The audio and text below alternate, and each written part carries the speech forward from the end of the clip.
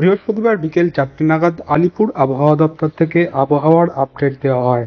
এই আবহাওয়ার আপডেটে বলা হয় আগামী কয়েকদিন তাপমাত্রার খুব একটা পরিবর্তন নেই, শীতের আমেজ বজায় থাকবে। কয়েক জেলায় সকালের দিকে হালকা কুয়াশা পড়ে পরিষ্কার আকাশ।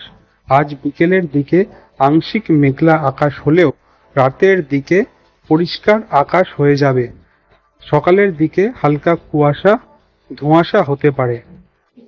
রাজ্য জুড়ে শুষ্ক আবহাওয়া চলছে। মূলত মতো তাপমাত্রা বা রাতের তাপমাত্রা স্বাভাবিক বা স্বাভাবিক আমাদের আগামী কয়েকদিন যেটা আপনার পূর্বাভাস তাতে আমাদের পশ্চিমবঙ্গের সমস্ত জেলাতে যদি অঞ্চলে শুষ্ক আবহাওয়া থাকে তাপমাত্রা খুব বেশি যেটা সেরকম চলছে এরকমই থাকবে। কোথাও কোথাও মেয়েটা কুয়াশা কলকাতা বা পার্শ্ববর্তী অঞ্চলে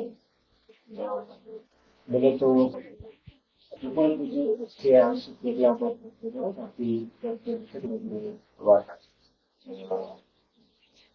পরিষ্কার বৃষ্টি হওয়ার সম্ভাবনা আছে। সার তাপমাত্রা কিন্তু সকালের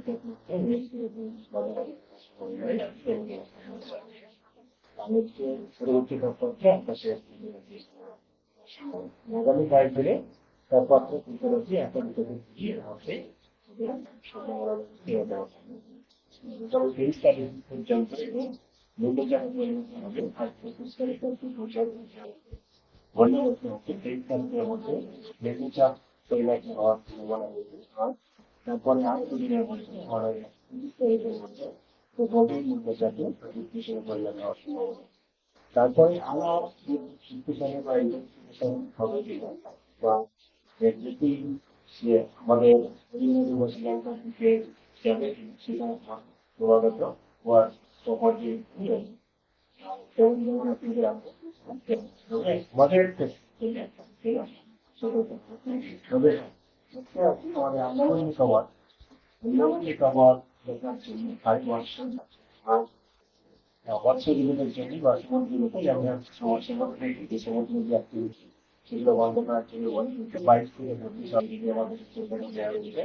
যারা আমাদের পশ্চিমবঙ্গ থেকে এই সময় তুমি কৃষক থেকে নিয়ে যাওয়ার প্ল্যান করতে আমাদের আবহাওয়া মন্ডল থেকে পাঠিয়েছে যাওয়া